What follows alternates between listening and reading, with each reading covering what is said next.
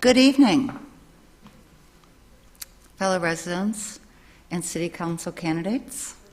I am Pam McCrae, and I am the Vice President of the Downtown Minneapolis Neighborhood Association. The Downtown Minneapolis Neighborhood Association, or more commonly referred to as DMNA, it represents all those who live, work, or own property in downtown East and downtown West, and we are a very large part of Ward 3. Welcome to the Ward 3 City Council Forum. I want you to know that I wrote notes for tonight, but I forgot my glasses. So it'll be interesting. This important gathering serves as a cornerstone of our democratic process.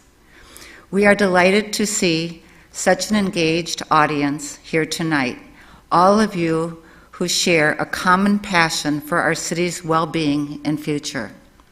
This forum represents a pivotal movement in our local democracy as it provides an opportunity for you, the voters, to directly engage with individuals vying to represent our city on the City Council.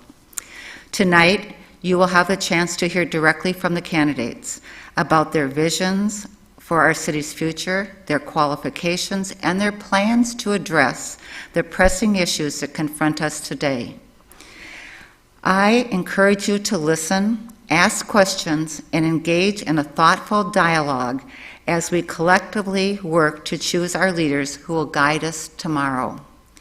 Your active participation in this process is what makes our local government responsible and accountable to the needs and desires of our people and the community.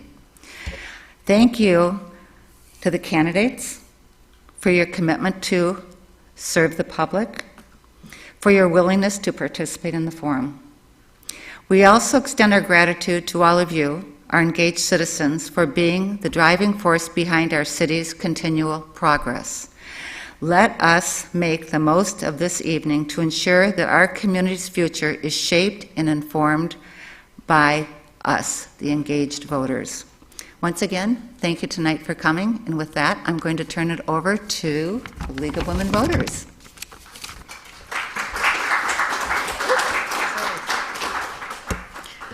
Good evening and welcome to this forum tonight, the Ward 3 City Council Candidate Forum. My name is McLaughlin, and I'm a member of the League of Women Voters, Minneapolis, but I am not a constituent of Ward 3. I'm pleased to be moderating tonight. The Nonpartisan League of Women Voters is a volunteer organization with a long history of providing candidate and issue information that is widely used by voters, no matter their political beliefs. This forum is co-sponsored by the Downtown Minneapolis Neighborhood Association, the North Loop Neighborhood Association, and the League of Women Voters, Minneapolis. Sponsorship of this forum is a public service, providing you an opportunity to hear the candidates discuss issues face-to-face.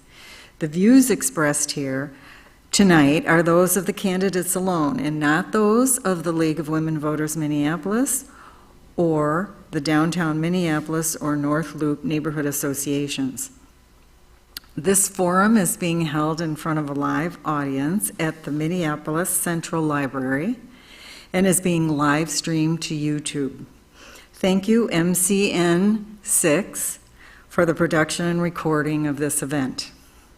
We ask that campaign buttons and t-shirts not be worn in this room and that no signs or literature be distributed during this event. Please remain as quiet as possible while the candidates are speaking so that everyone can hear the discussion. We also ask you to hold your applause so that candidates can have the maximum amount of time allotted for their response to your questions. And finally, please silence all of your electronic devices. Ward 3 is one of the richest historical areas of Minneapolis and has been home to indigenous people for millennia. Indeed, the city takes its name from the Dakota word for water. The city developed around the treasured Mississippi River at St. Anthony Falls, which is the only natural waterfall along the Mississippi. Generations of immigrants made Ward 3 their home. Today, in addition to vibrant neighborhoods, riverfront, and downtown communities, Ward 3 is central to business, cultural, art, and entertainment in Minneapolis. Ward 3 is made up of the Minneapolis neighborhoods of Beltrami, Downtown East, Downtown West, Nicollet Island East Bank, Sheraton, St. Anthony East, St. Anthony West, and the North Loop. The two candidates running for the Ward 3 City Council seat are Marcus Mills and Michael Rainville, and I'm saying that in alphabetical order. We have timekeepers so that each candidate has the same amount of time for each response. Timekeepers are sitting in the front row. Well, the timekeeper, there she is, right there, sitting in the front row. Candidates will have up to 1.5 minutes to respond to each question. The timekeeper will hold up the card when there are 15 seconds left and a stop card when the time is up. We ask the candidates to finish their sentence and stop at that point. Questions from community members have been submitted in advance. We also will be taking questions during the forum from the audience.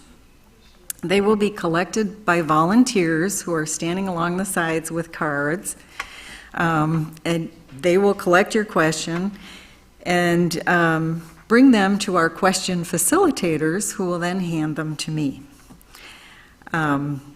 We ask that your questions be clear and pertinent to the issues and written in the form of a question rather than a statement. Questions must be directed to both candidates and must be civil. Those questions of a hostile or personal nature will not be asked.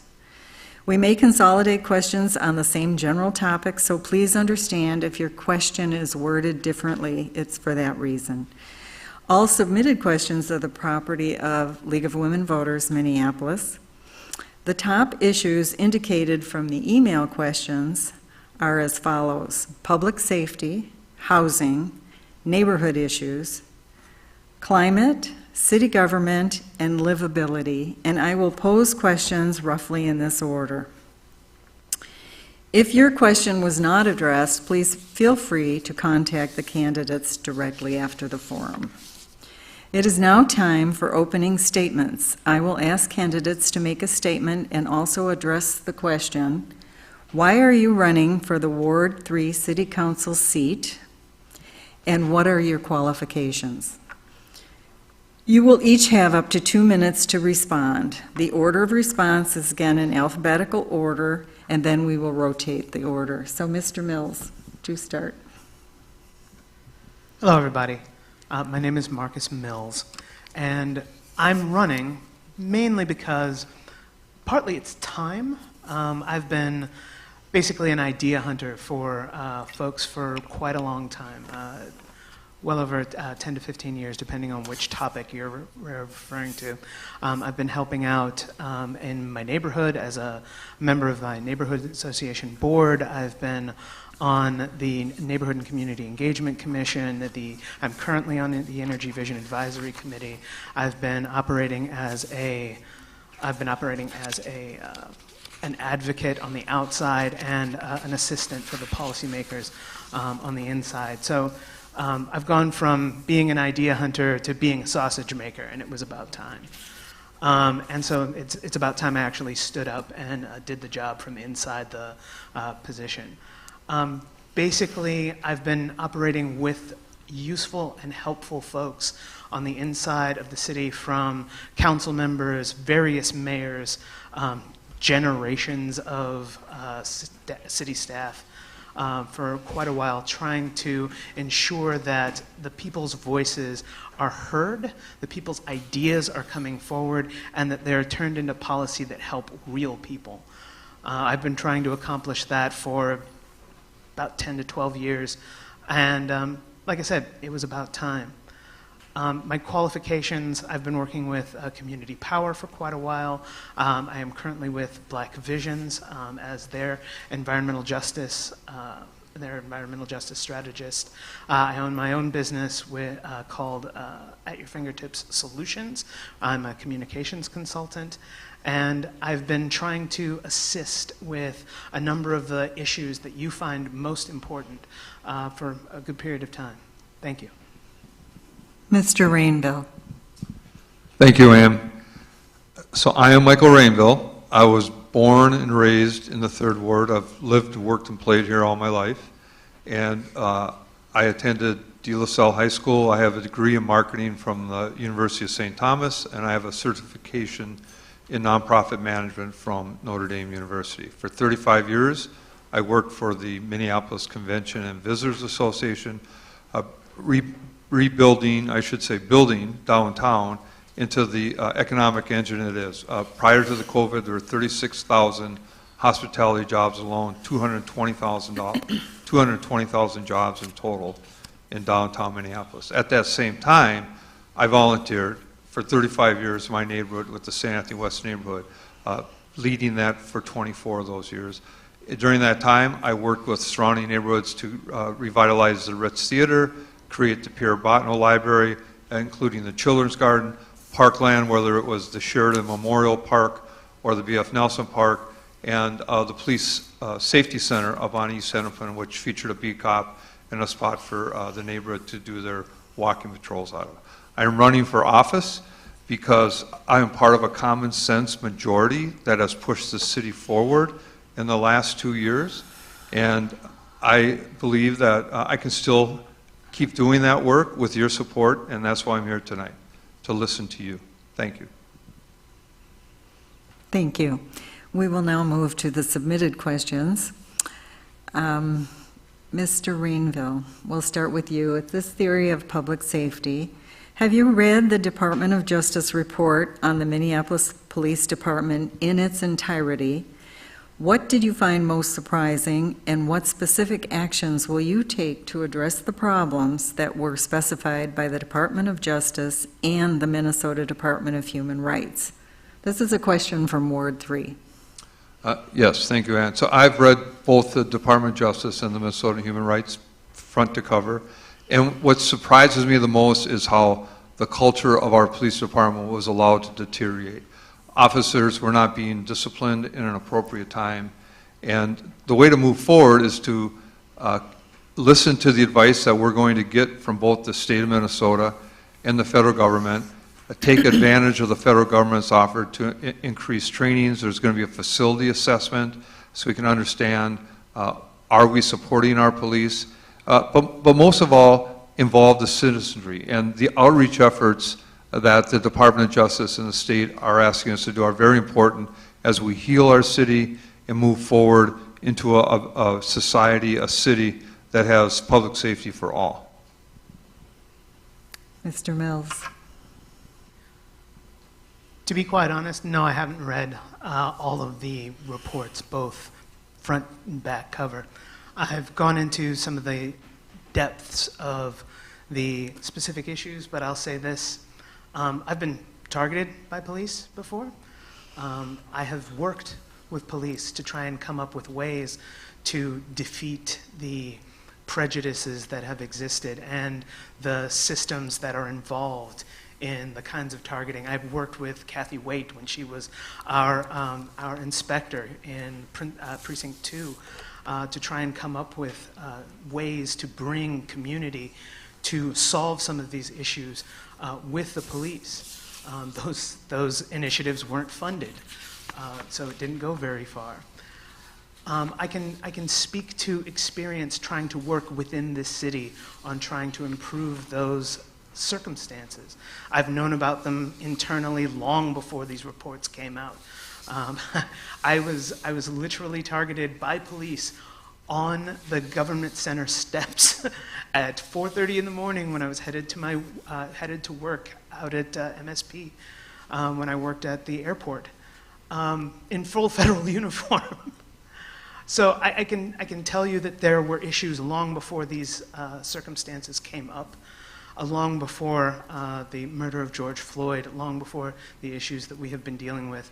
And I have been an advocate for trying to change those policies and cultures the entire time. Thanks. Okay, this is another question from Ward 3. Please explain your position on crime and safety in downtown Minneapolis. What's the number one objective you would have to improve crime levels? What is the number one obstacle you would have in achieving that goal? Mr. Mills. So, dealing with actual crime levels is generally about poverty. Most of the time, people are driven to deal with circumstances beyond their control. The next element is usually mental health. We're dealing with a lot of circumstances where people are not necessarily in their best circumstance, their best state of mind. And we have been working on a number of solutions to accomplish this. For mental health, we have our behavioral crisis response teams. We need to increase their positioning. For violence, we have our violence interveners. They are well-trained folks whose purpose is to de-escalate circumstances that they arrive in. The biggest situation to improve public safety is to ensure that we have many community-led means to ensure that people are A, getting the help they need at the time, B, dealing with the actual circumstances of people's lives, like poverty and getting people, from bill to bill, day to day, and beyond that, keeping people safe, both in their neighborhoods from circumstances of criminality, but also, unfortunately, we have to also keep them safe from the armed people we choose to protect them. So keeping the interactions with armed security officers is also an element of safety, and we have several circumstances that help to improve that. Mr. Rainville. Thank you, Ann. Public safety in downtown is key. Downtown Minneapolis is not going to come back to more residential help, residential living or office worker help unless we solve that problem. And the way to do that with the circumstances that we're in is through non-armed public safety. And by non-armed public safety, I mean that we have to realize our police force is simply not going to come back to the numbers that it was prior to the pandemic. What we're doing very successfully downtown, I got the funding for a second social worker on Nicollet Mall. So to help people who were hungry, who had mental health problems, drug addiction, and drug addiction is the #1 source behind crime in downtown Minneapolis, whether it's in the day or night, I got that second social worker. So we now have someone to help people on Nicollet Mall from 9 in the morning to 9 at night. At night, I got Mad Dads to work. They start at 11 at night and 21 days apiece. So instead of leaving like some of these other violence interrupters do at 10 at night, they start at 11 at night to work to 3 in the morning. I have a group of Somali elders who are working the Stone Ridge Bridge. They also start at 9 at night. So in my time, I have mastered how to use these non-armed public safety solutions to make up for our lack of police services, which truthfully we will not have for quite a while. Thank you. Okay, this is another question from Ward 3. What can you do as a city council member about the proliferation of guns in our city? And what gun safety measures would you support? Mr. Rainville. Thank you. So gun safety is very, very important. The police in downtown Minneapolis have taken a phenomenal amount of guns out of parked cars and off people in downtown. It is just terrible, especially how young people are that have guns. When you see Andy Luger, say thank you to him, because the federal government, by us working in partnership with them, they've done a great job with their federal resources taking people who are selling drugs, or selling guns, carrying guns, they've taken them away from us to make us safer. And we have to continue that partnership with not only the federal government, but also the state of Minnesota and our judges. We have to encourage our judges to enforce the laws that are on the books for gun crimes. People who are not allowed to have guns, when they have a gun, they should be put into prison. Stop. Bottom line, if you're carrying a gun, you do not belong in our city. Thank you. Mr. Mills? So I believe in actually limiting guns, but I also see the safety that we need is built on the idea of getting guns off the street in as many circumstances as possible. Just in our buildings, we put up our statements that guns are not welcome in our public buildings more often than not. What we need to be doing is trying to incentivize both a culture of de-escalation so that people don't feel like their streets are a place where they need a firearm to protect themselves. We need to create that system of safety both through the concepts that we mentioned in the last idea. We need to get people to a point where they don't feel like they need a firearm on the street. We need to buy back their weapons, because a lot of circumstances when people feel like their safety has increased, they will give up their weapon as long as their investment in that safety is something they feel they can recoup. And buyback programs have been very good and very effective, especially in the Midwest and in countries that have similar circumstances to our circumstances here in Minneapolis. So between increasing the system by which our culture changes so that we don't feel like we need guns on the street, we can utilize those circumstances to help us build back down. Thanks. Okay, we're going to move to the category of housing. How would you, as a city council member, increase the availability of affordable housing? Would you support rent control? Would you suggest other options? Mr. Mills? So yes, first of all, I support rent control. I'm a 22-year renter in the same apartment in Marcy Homes. I support rent control. I have a great relationship with my landlords, and I definitely want to see a rent control situation that helps both keep people in the circumstance where they can age in place, a major circumstance right here, not only in downtown, but in Northeast. And I see that as a greater possibility by both creating a rent control circumstance that works for people. The Rent Control Framework 5 is the concept that was voted on. I wanted to see a conversation go on between renters and landlords, and it was done. The Rent Control Working Group, Rent Stabilization Working Group had those conversations, and they decided that Framework 5 was the way to go. I agree with them. I have read that report, and I believe that it is a worthwhile way to keep us moving forward. So that's, I believe, a 3% rent cap, and I think that's a good idea. Also, ways to improve housing stock. So one, we need to get people off the streets in terms of our Minnesota winters. I think getting the housing authority to take care of their actual bills so that we can start building mini-unit housing for them is a way to do that. There's an inclusive financing concept I'll bring up in energy and environment that I think is a cross-work solution that will help us do that. Thank you. Mr. Rainville?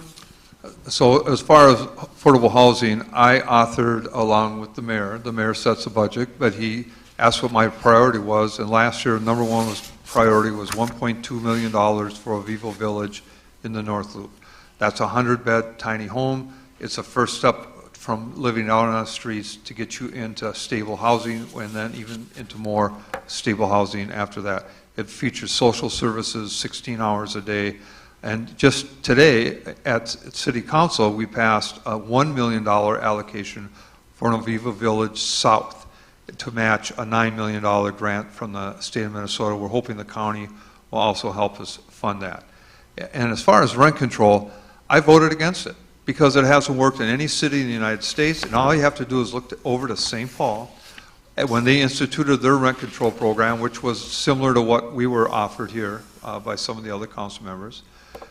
The housing production decreased by 82% in that first full year, while at the same time in Minneapolis, our housing production increased by 96%.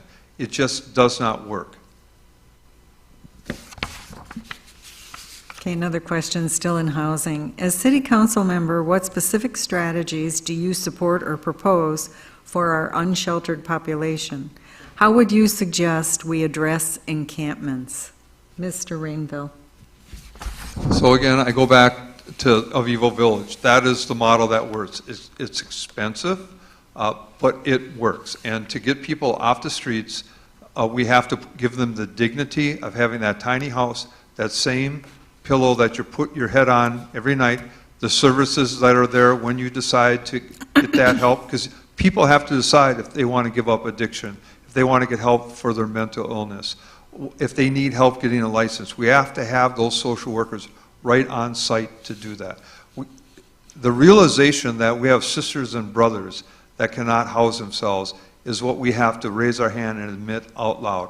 It's incumbent upon us who have more to help those who have less. And Avivo Village is that model. That's what we should continue to fund and fund even to a higher level. As long as I'm in office, I will continue to advocate for that. Mr. Mills?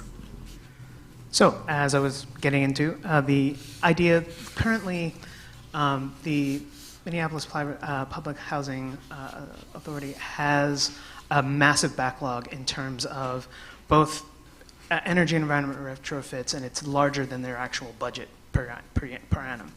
If you put forth an inclusive financing pilot to get those retrofits out of the way, it frees up their actual housing budget to create mini-unit housing that has co-located mental, physical, health services and social work and employment services on site. You can create an actual pipeline from the street back into gainful employment and actual productive residency here in the city. You can create massive amounts of that because the housing budget for MPHA is several times the investments that were just mentioned. And we can do that. We can also increase people's capabilities in terms of housing through not just the development of mini-unit housing, but the development of multifamily housing that is affordable by creating partnerships between our low-cost housing developers and actual developers connected through CPED to make sure that we're creating large percentages of low-cost housing in developments that exist. Okay, thank you. We're going to move now to the issues around neighborhood. Downtown Minneapolis has been the economic engine of Minnesota and our city. In 2021, downtown Minneapolis provided 47% of the tax base to fund city services. What are your strategies to revitalize downtown, support businesses, and create living wage jobs? Mr. Mills. So, one of the biggest things to create real living wage jobs is to move forward with some of the big things that we need to accomplish. There are a lot of elements, both in energy and environment, housing, a lot of the concepts that we've been talking about here, even public safety, that will bring good jobs into this process. So, you pull forward those elements, it will bring greater and greater economic stability into our city. Economic stability, I was talking about poverty as one of the best ways to decrease crime. You implement some of that. Some of those elements, like drug use, you generate harm reduction centers in the city. This employs people. It creates greater circumstances, and it helps people get back into circumstances that are safe, both people who are using and the people who have to interact with folks every day through transit and many other circumstances. You increase the viability of those circumstances, both by decreasing poverty and increasing economic stability, by increasing public transportation's quality and effectiveness, and you increase economic drivers all throughout this territory. You do that, and you'll start seeing the streets of Minneapolis, the streets of downtown become far, far safer, far more beautiful, and far more likely for people to feel comfortable on our streets every single day. Mr. Rainville? Thank you, Ann. You are right. Downtown is the economic engine of Minneapolis. We enjoy lower property taxes in our homes, or renters enjoy lower rent because of the property tax that's paid in the skyscrapers in downtown. And they are a problem right now. We've gone from 220,000 workers a day in downtown to 65,000 workers spread over 5 days a week. So that means the value of these buildings are dropping. And I'll give you one example. The LaSalle Tower, which is above the State Theater, that was built in 1996 for $150 million. It probably appreciated a little bit over the years. It sold for $46 million. So that building, you cannot argue with the assessor that it's worth $200 million. It's worth $46 million. So we have to pick up that slack. I've gotten the funding for an Urban Land Use Institute study about the warehouse district, which features those older buildings that can be converted quickly into lower level retail and services, housing up above, the housing that people want to live in who are going to work in these future office towers. We have to revitalize downtown to take the tax burden away from renters and property and single family homeowners, condo owners. Still in the category of neighborhood, do you see the neighborhood associations and councils benefiting your ward? Why or why not? How would you address neighborhood association funding? Mr. Rainville. So I've already addressed neighborhood funding for this go-around budget. We've increased it by 50% in the mayor's budget, and that'll get voted on, and we have support amongst the council to do that. I am a product of neighborhood organizations. I learned the value of neighborhood organization from my father. I sat in the kitchen as a young man with him and Mary Jane Partika and Jeanette May, who worked to stop Interstate 335 to go from the North Loop across a separate bridge on the river into Boom Island, B.F. Nelson, and down 3rd Avenue Northeast, cutting Northeast in half. They stopped that through kind, persuasive arguments, working with elected officials. I continued that path when I was on the St. Anthony Western Neighborhood Group, rebuilding the Ritz Theater into live performing arts, Pierre Botno Library, Parkland, B.F. Nelson, Parkland, Sheridan Parkland, and a public safety center up on East Hennepin, which was a montage of neighborhoods, St. Anthony West, St. Anthony East, Nicollet Island, Marcy Holmes. I get my advice from neighborhoods. If I'm not at a neighborhood group meeting, one of my aides is there. I believe in them very, very much. Thank you. Mr. Mills? So, also a product of neighborhood associations here in Minneapolis. I've been trying to ensure neighborhood funding for years. What a lot of people may or may not know is that in 2018, 2019, when I was on the Neighborhood and Community Engagement Commission, there was a lot of talk and a significant attempt to try and defund neighborhoods. We fought against that. We came up with ways to continue to fund neighborhoods as the TIF funding that was originally running that was coming to a close, or was shifting over from its original purposes. Trying to ensure that neighborhoods are receiving not only the funds to keep them running, but also to do the kinds of outreach that are necessary to keep the communities that are really involved in our wards up to date is also necessary. So a lot of communities of color have been left out of these conversations, and trying to make sure that organizations that get to them and also bring their thoughts into neighborhood circumstances is also something that we need to fund. We need to increase funding not just for neighborhoods, but also to increase those conversations. Right now, we're working on energy and environment in a number of ways, and neighborhoods need to be brought into that conversation, because there are so many opportunities for people to be doing better in energy and environment, both for their bills and for their own livability in their houses. Thanks. Thank you. Now we're going to move on to transportation. Considering the success of bus rapid transit in terms of ridership, cost, effectiveness, and safety, and the problems that have plagued the Green Line, what is your view of the proposed Blue Line extension? Does light rail transit make sense, or could bus rapid transit be a better approach? Mr. Mills. So, bus rapid transit is a very smart concept. It's actually improved the mobility of a lot of different people because buses are a thing that people understand and that have worked relatively well here. The blue and green lines have actually been reasonably successful in their inception. I had to take some of the first blue line buses to work, as I mentioned, in the airport.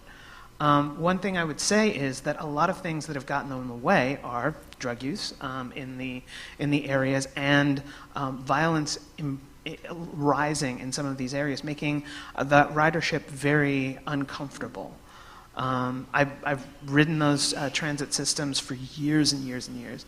And one of the things that would improve it is if we were ensuring, especially in winter, that there were harm reduction stations for people to safely use out of the way of public operation. And when you're talking about Minnesota winter, a bus station, an enclosed bus station, is probably the warmest place you're going to find on the street. If you had another warm place, you could get that interference, you could get that problem out of the public circumstance, while co-locating services that would actually help people out of addiction at the same place. So you could get things, harmful chemicals like fentanyl, out of those locations, make sure that people weren't actually use them by having those test strips in those locations, and you could ensure that there was greater safety and public safety in those circumstances. Thank you. Mr. Rainville. I believe that as a society, we should not allow people to use drugs nor facilitate that. We should cure them of their addiction and help them in whatever way we can. As far as the LRT line, they're making a big mistake by not having gated platforms so we can cut down on the crime and control the access to that. I am not involved with Metro Transit, but when I do have the chance to talk to their commissioners, I suggest that. In St. Louis, they built their system the same time we did, and with this honor system, they're now retrofitting all their platforms to make them gated to ensure the safety and no drug use or sex trafficking on the platform. As far as the BRT lines, they are a great plus. There will be a neighborhood meeting in the North Loop to talk about the future of that proposed going down 10th Avenue onto Washington. It's on the 18th at the New Event Center. I would encourage all of you to come down there who want to get involved in the North Loop and that proposed LRT line, which would actually close 10th Avenue. So we need to get public input on that and understand what people feel about that impacting their neighborhood. We need to hear from the people themselves, not from some planner sitting in a windowless room in a basement somewhere. Another transportation question. How do you propose the City Council work with the Metropolitan Council to improve public transit safety, including transit stations, and to improve ridership? Mr. Rainville. So I'll just repeat myself. They need to, if I had that ability, I would make those station platforms gated, so you had to show that you had a ticket before you could get on the platform. And I think that we need to continue to have these tough conversations with the Metropolitan Council about their transit system. For those of you who, in January, I sponsored a forum with the new chief, Ernest Morales. He's great, he's dynamic, but he needs the support from the Met Council. He needs the funding to increase his personnel and to continue on this path of having social workers on the trains to help people.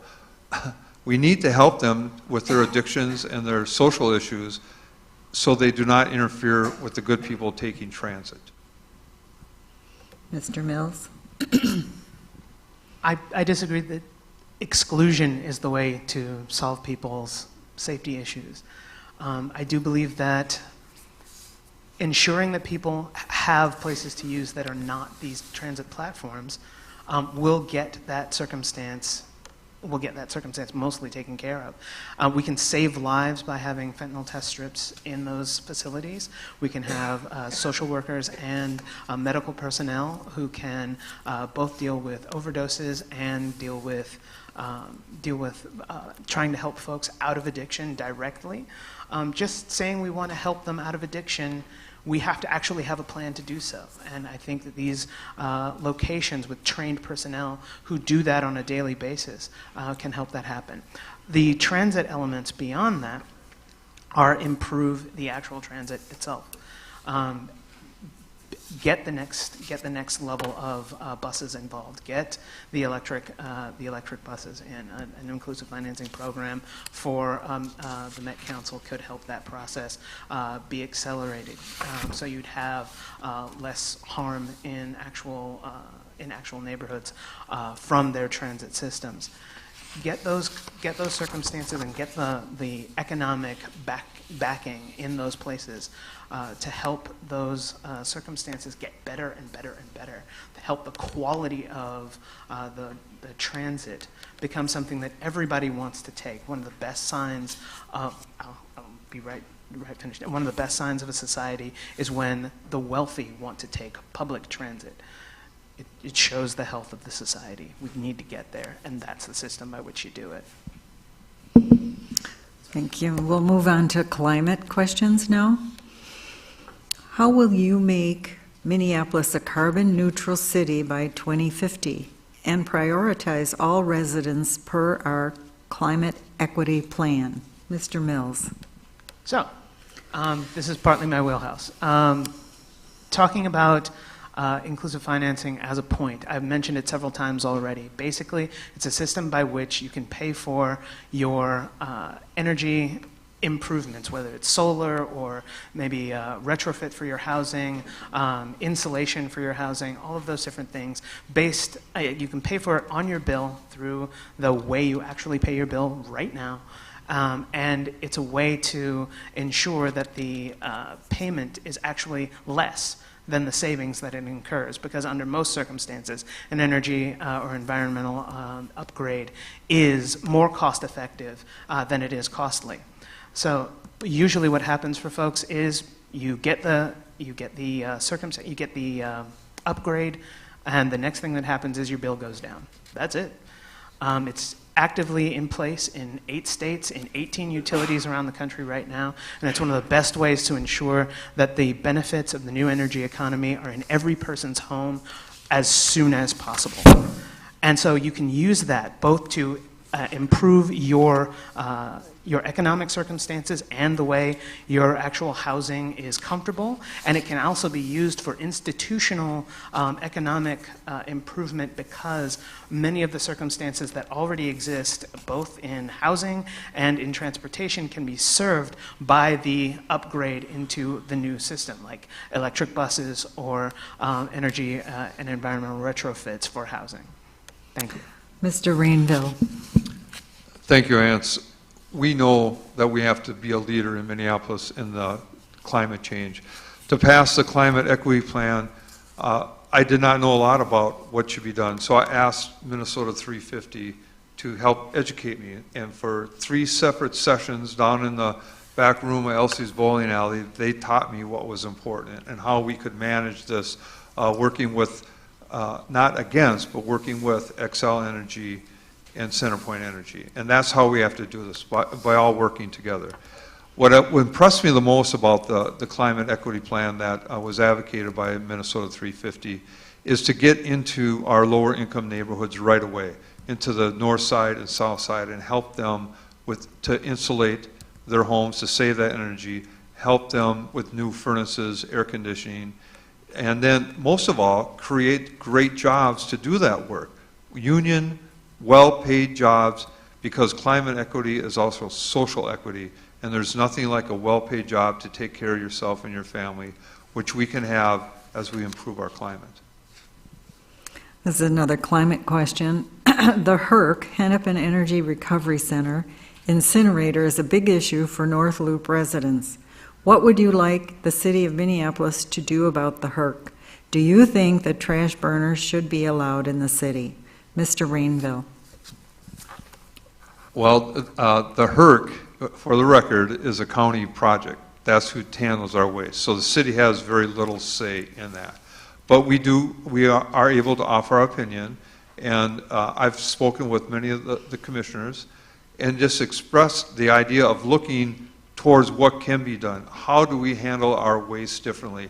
And I might be wrong on this number, but about 65% of what is burned in that is garbage waste. It's waste that can be composite.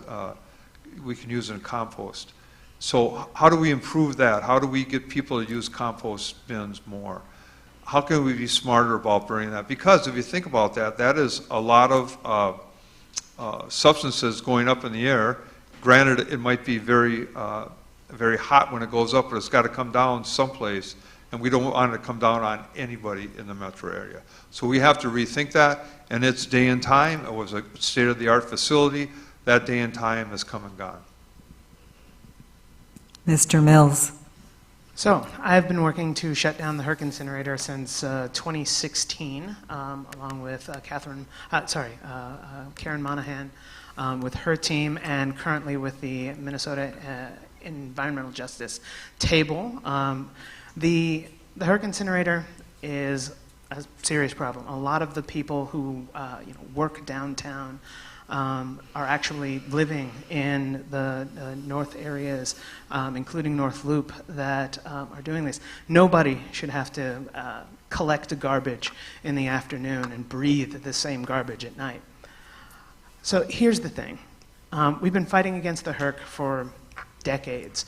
The city has its intergovernmental relations group that helped to ensure that the Herc did not increase its production. It is commonly running at approximately 80% of its total capability all the time. There was an attempt to raise it to 100% back in 2012, 2013, and the city council fought it, used their intergovernmental relations folks to help improve that. We have new folks, including Stacy Miller, one of our intergovernmental relations folks in the sustainability office, who actually deals with more direct concepts, especially the Public Utilities Commission, but operates to accomplish many of these things between the city and the county, and putting pressure both from the MPCA, the city, and county sources. We can actually shut this down, and people have been doing it right now. Okay, we're going to move to city government questions. As a city council member, you are responsible to both your ward specifically and the city as a whole. How will you manage this, especially when priorities compete? Mr. Mills. Can you repeat the question? Sure. As a city council member, you are responsible both to your ward specifically and the city as a whole. How will you manage this, especially when priorities compete? Well, the main element of this is ensuring that you have all of the information, both from city staff, from community members, and from experts who understand the topic most especially. This is the kind of work I've been doing for a number of circumstances. Usually, it turns out that the solution is actually just on the outside, or in the intersection with a circumstance that you're talking about. I've mentioned a number of energy and environment solutions to housing and transportation so far. Usually the interests aren't as misaligned as we think. It's just that the individuals involved have their particular perspective. And what you've got to do is be standing at the side to look at where the solution aligns with both circumstances. Win-wins are my business. It's literally what I do for a living. And finding where those connections are, and usually the intersectional point at which the solutions meet both sides' needs, is the key to understanding how to solve problems and move us all forward. There are circumstances, yes, where people's needs actually do clash. And the point then becomes, how do you do the most benefit with the least harm, especially to those with the least power? That's how you gauge it. You look for the win-win, and then when you can't find that, you look for the way to do the most good with the least harm. And usually there are people who can help you do that. Been connected to them all my life. Mr. Rainville. First and foremost, this job is about taking care of your ward. And as I look out in this audience tonight, I see people I've met with for issues with scooters, for pedestrian safety, for street robberies, picking up the garbage, clearing the sidewalks after a snowfall. That's what this job is first and foremost. That is where my priority is. I do try to consider the overall good for my city as well. Not only do I try, I do consider that. But that's secondary to what is best for the residents of the Third Ward. That is my priority. That will continue to be my priority. You are the ones that count the most, not abstract issues. So another city government question. How would you build working relationships with colleagues on the city council, especially those with whom you don't often agree? Mr. Rainville? You want to take that one first, Marcus? Go ahead. I got to think about that one. So I have been actually working with city council members for the best part of a decade. It's really about talking to them, finding out where their issues lie, where their best circumstances are, and then finding a way to serve those needs, to serve the issues both of their people and of their interests in every circumstance that you're trying to bring forward. So again, it's an intersectional issue. Usually what you're trying to do is accomplish a very specific thing, and you find that many folks are either indifferent to the point or have a specific opposition. So what you do is you find a way to serve an interest that they do have, to bring them around to the point that you're trying to put forward. A lot of times it requires a bit of compromise, but most of the times you can actually find a win-win that's somewhere in those intersections. So meeting with folks for various reasons, meeting with council members to understand who they are, what they need, what they're interested in, and what their priorities are is a great way to pull them over to your side to accomplish for your ward, for the city, and for any issue that you really have a serious circumstance with.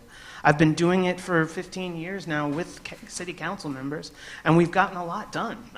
You've heard of a few of the things. The climate equity plan is just one of the latest. Thanks. Back to you, Mr. Rainville. Okay, thank you. I got an answer for you. So what I have tried to do on the council successfully is just to respect the humanity of the fellow council members that I serve with. You know, there's great gaps in life experience, renters versus homeowners, being a parent, not being a parent. There's so many things that are different amongst the 13 of us on the council. I've tried to focus on the simple respect element of saying hello in the morning, saying good morning, saying good afternoon, finding out what they did on the weekend, and using those basic relationship building skills to understand my fellow council members better than I have than when I started. And that's what's working. So being kind, saying hello, and talking through. You'll notice in council meetings, I don't raise my voice and scream and yell. I don't try to embarrass the other council members like unfortunately happens so many times. I'm not a show horse, I'm a workhorse, so I carry those conversations in private. And again, I show the most respect you could ever imagine for my fellow council members, even though we do not agree on everything. So this is a general question. People under 35 make up 55% of the city's population. How will you include young people in your decisions if elected and get them more civically engaged? Mr. Mills? So this is slightly embarrassing, but during his first term, our mayor, as his first term in Ward 3 as our city council member, he named me Youth Organizer of the Year. Energy and environment circumstances are one of the biggest draws for young people in the entire city. I mentioned that I have a lot of relationships with new idea hunters. Well, these are the kinds of folks that you're talking about. Young people are involved. They are getting involved both from college, we are a college town, both from college, high school, and getting involved in their neighborhoods. The only thing that you have to do is embrace them when they show up. That's the first element. I had to deal with some circumstances in my neighborhood. We weren't terribly welcoming to students and young folks because of the ideas that they had, or because a lot of people had been burned by making deep relationships with people who weren't going to be there in 4 years. And so it became kind of a painful circumstance. And so we had become kind of standoffish to young people. All it really takes is listen, invite them in, go and find them where they are. You have an issue that's important, there is a club on campus based on that issue. There's 3, I promise you. 45,000 students, there's 3 of them. Find the folks, invite them in, and when they show up, be glad. Give them a space and let them speak.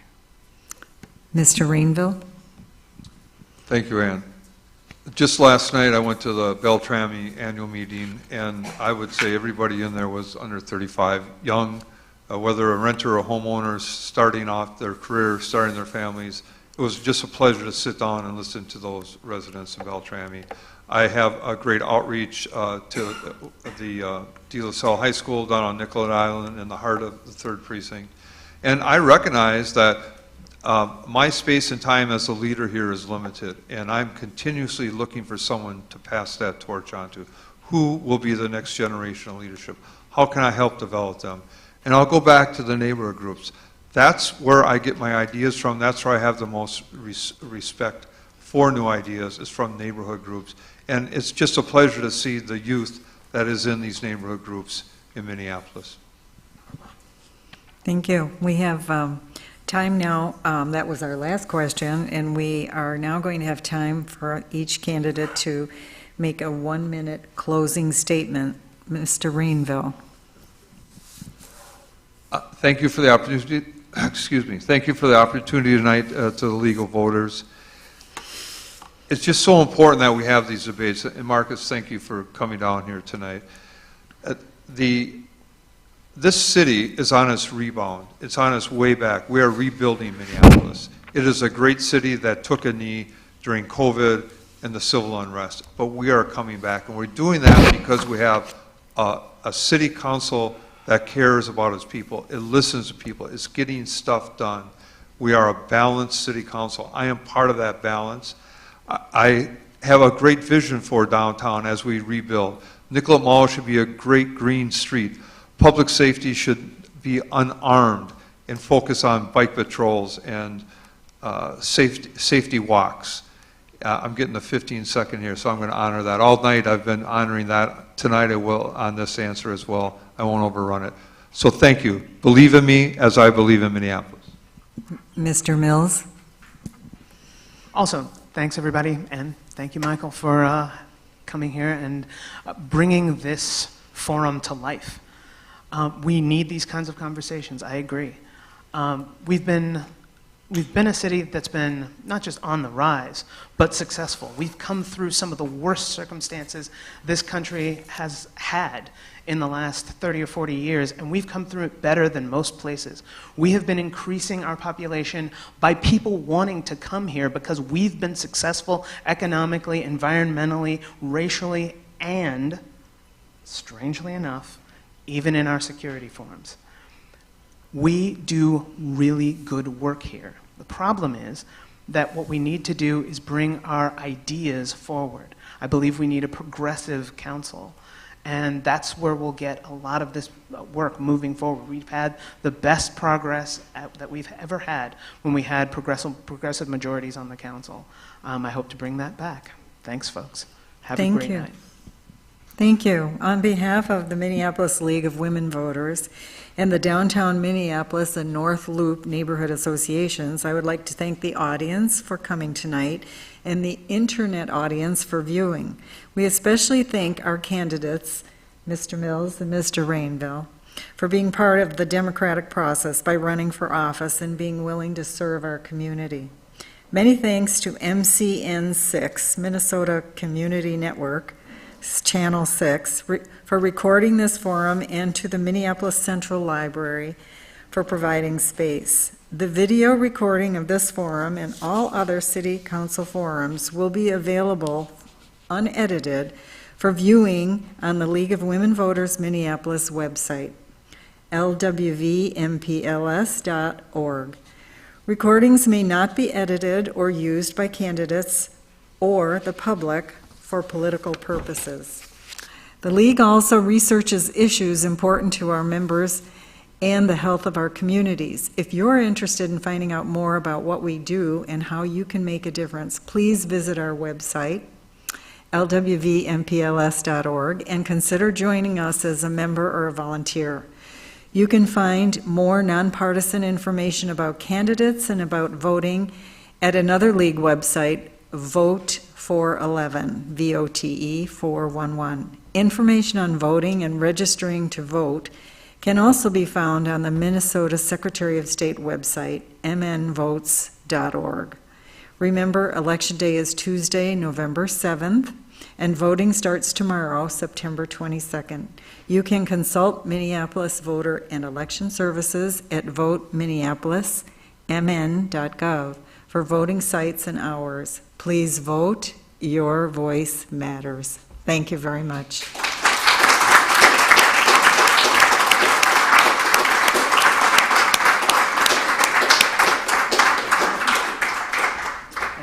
Take care.